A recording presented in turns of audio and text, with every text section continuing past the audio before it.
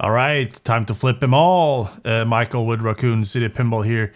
I'm going to kind of take a guess at who's been designing the new Pokemon game from Stern, right? And obviously nothing has been announced yet and all that jazz. This is Monday before the big distributor call tomorrow and like media day and all that, right? So what I have here is basically I have two Playfields and one is mirrored and one is not mirrored. And in the middle here, I got Transformers Pro. It's a George Gomez game for the folks who don't know that. One of my absolute favorite George Gomez games, right? So when I'm doing this comparison, it's not like I'm not dogging on this new design, but it's just funny how you kind of rehash some of the patterns that you have, right? So if we look at so this is the regular. The non-flipped version of the Pokemon Playfield, right? And I put it over here, and I kind of use the flippers to align it here. And you can see the Autobot ramp here is just like it lines up perfectly, right? Same with the Orbit, absolute perfectly, right? But then you see, let me just remove here. Then you see there's a stand-up bank there on that side, and there's a scoop or saucer or something on the left side, right? And that's kind of where we need to take in the flipped version to look at the shots, right? Because then you take the flipped version here and you can see here that the scoop lines up absolutely perfectly with the cube. What is it called? Completely lost it now. But there's a cube in Transformers. They all spark, right? That's what that scoop is called in Transformers. Lines up perfectly, right? And then we take the other shot here, right? The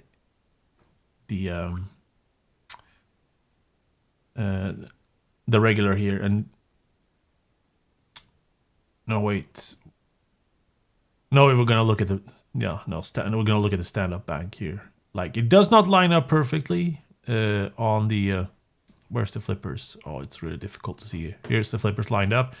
And this stand-up bank here, you can see on the Transformers is a little bit angled. And that's evil. And this is and on Pokemon it's basically straight. And other things of interest here is the let me bring out the regular one again. Line up the flippers there, and we can see the right ramp here also lines up perfectly.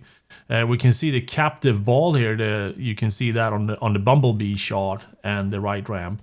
While the right ramp on Transformers is like super narrow, super tight, but super backhandable. The Pokemon ramp looks a little bit wider, but you can still kind of line up. You see the stand up there and the stand up here, right? And you can just peg that in perfectly, and you can see how the captive ball lines up absolutely perfectly, right?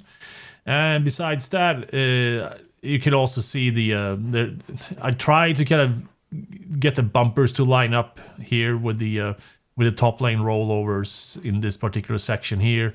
It's a little bit jumbled there because it kind of made room for the Rocket Arena in the middle there.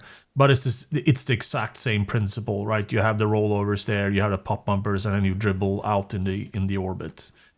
Another kind of detail that also lines up perfectly is the spinner. There's a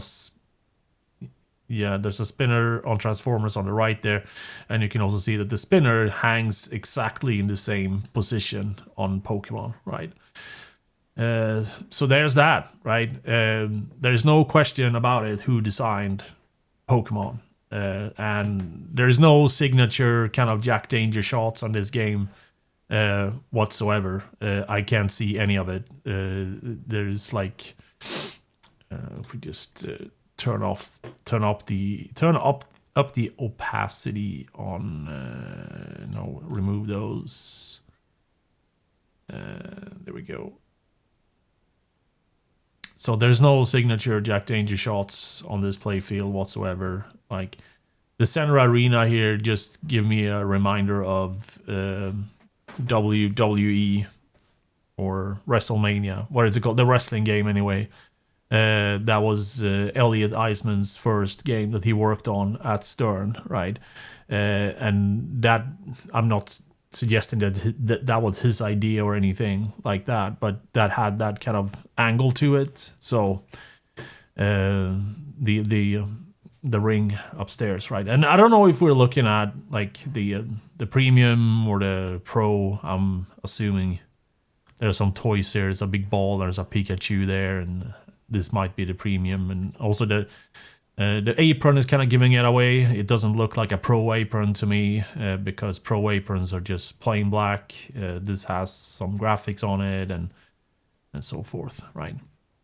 But anyhow, a little bit of a pre-Pokemon kind of analysis. We'll see what they'll announce here, hopefully this week. There's pending licensor approval and all that good stuff. We never know. All right.